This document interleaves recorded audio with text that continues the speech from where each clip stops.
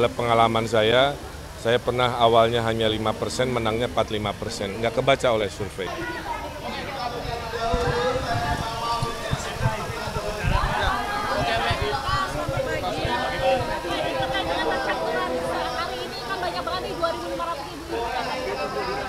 Iya, ini syukuran Mas Dev dan Mbak Alia, ini basisnya Mbak Alia Laksono di Jakarta Timur hadir dalam rangka syukuran sekaligus mensosialisasikan kan pasangan ridho saya bersama Pak Suswono juga hadir dan hari ini full Jakarta Timur ya.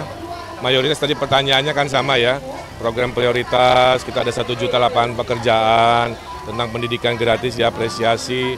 Yang uniknya ada pertanyaan bagaimana keberpihakan terhadap hewan peliharaan kan. Jadi ada program subsidi-subsidi sterilisasi hewan peliharaan, ada perda juga tentang hewan peliharaan yang saya dengar juga sedang dalam proses pembahasan dan lain-lain. Intinya kota ini harus adil untuk semua lapisan usia maupun manusia maupun binatang juga kita akan lakukan keadilan. Oke?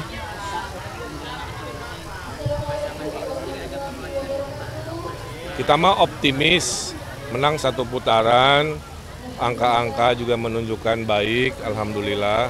Survei kan beda-beda, jadi media bisa melihat ada yang tinggi, ada yang rendah. Kadang-kadang itu hanya sebagai alat membaca situasi hari ini, bukan sebagai takdir akhir. Karena dalam pengalaman saya pernah awalnya hanya 5%, menangnya 45%. Nggak kebaca oleh survei. Jadi yang penting survei itu supaya jadi evaluasi. Oke, makasih ya. Aduh, masih kurang semangat.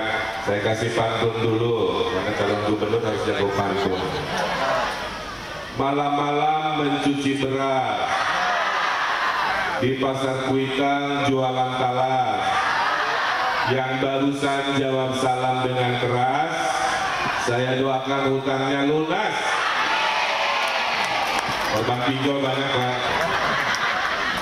Nikmat bersilaturahmi, nikmat mendapat amanah, nikmat berkeluarga, nikmat berketurunan, nikmat bebas hutang. Paling kencang lagi. Yang saya hormati orang tua kami, tepuk tangan buat Pak Agung Laksono. Tadi saya lihat, alhamdulillah saya dapat rezeki, sebuah ilmu, pengalaman beliau dalam bentuk buku, karena beliau adalah orang tua kami yang selalu membimbing, menasihati, mengarahkan. Beliau juga memiliki 2 putra-putri yang diamanahkan rakyat. Yang satu Pak Dev Laksono di DPR, tepuk tangan buat Pak Dev Laksono. Kebetulan dapilnya di kampung halaman Pak Agung di Cirebon, dan ya, yang akan mendampingi kami kelak jika takdirnya ada sebagai gubernur di Jakarta. Yang saya hormati Pak Ahmed Zaki Iskandar, wakilnya barusan hadir Pak Barsi Baco juga, ya, dan jajaran-jajaran pengurus Pak Jojo, Pak As, lain-lain, pengurus Kosgoro juga Pak Airul berkenan mendampingi, para alim ulama, para habaib yang hadir, dan tentu guru kita tadi Al Ustadz Agus Dermawan. Ya. Ibu, tegaknya sebuah negara jika ada 4 perkara, betul?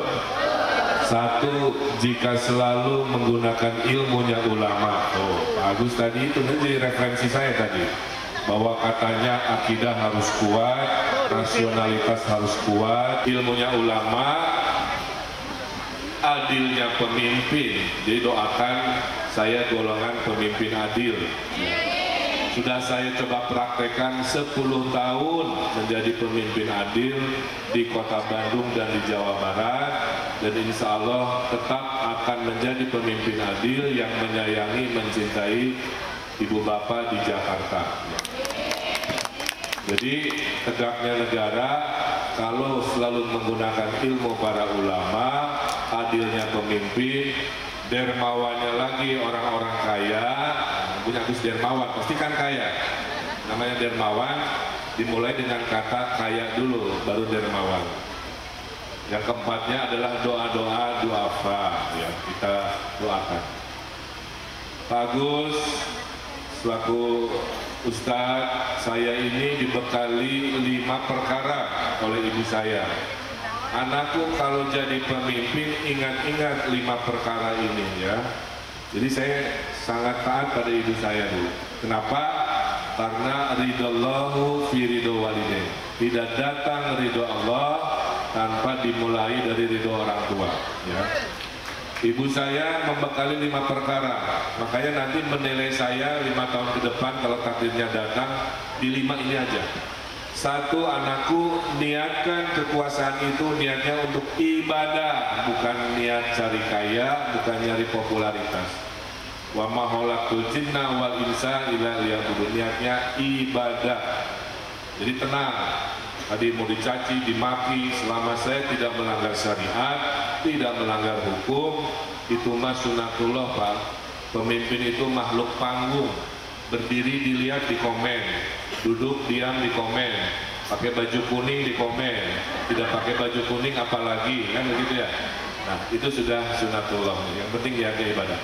Perkara kedua kata ibu saya, anakku kekuasaan itu hanya sementara, jadi pemimpin nggak boleh sombong, tuh. Dengan seolah-olah berkuasa selamanya, nggak ada, nanti juga pensiun, nanti juga berakhir, jadi nggak boleh sombong, tuh. Allah berikan kekuasaan kepada yang Allah kehendaki, Allah juga cabut kesempatan kekuasaan kepada yang Allah kehendaki. Jadi diberikan nanti dicabut juga oleh akhir tugas, dicabut oleh sakit, meninggal, dicabut oleh perkara, ya nauzubillah. Tapi intinya pasti ada akhirnya, nggak boleh sombong. Qulillahumma malikal mulki tuti mulka man tasya wa tanziul mulka mimman tasya. Ali Imran ayat 2. Yang ketiga kata ibu saya, jadi pemimpin harus bermanfaat. Saya bermanfaatnya dengan tanda tangan. Maka dengan tanda tangan, insya Allah tahun depan anak ibu yang sekolah di swasta akan digratiskan karena dibayari oleh Pemprov DKI. Itulah yang disebut khairun nas anfa'uhum linnas. Manusia terbaik bukan yang paling ganteng, bukan yang paling kaya, bukan yang paling berkuasa. Manusia paling mulia adalah yang hidupnya selalu memberi manfaat. Yang keempat kata ibu saya, pemimpin harus adil, betul? Kalau adil itu dalam Islam menempatkan segala urusan sesuai takarannya. Jadi